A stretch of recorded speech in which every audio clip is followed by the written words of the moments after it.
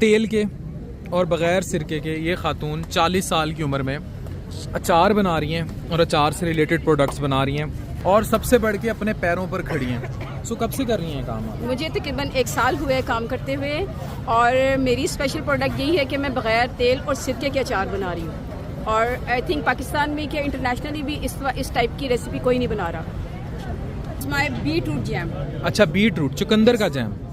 आप अपने पैरों पर खड़ी हैं, अपने शौहर का साथ दे रही हैं, मुझे इसकी सबसे ज़्यादा खुशी है। मतलब इन तमाम ख़वातीन के मुझे ये सारी खुशी है। और क्या कर रही हैं? सर इसके अलावा मेरे पास ये मैंगो जैम है, लेकिन मेरे सीड है ये ना।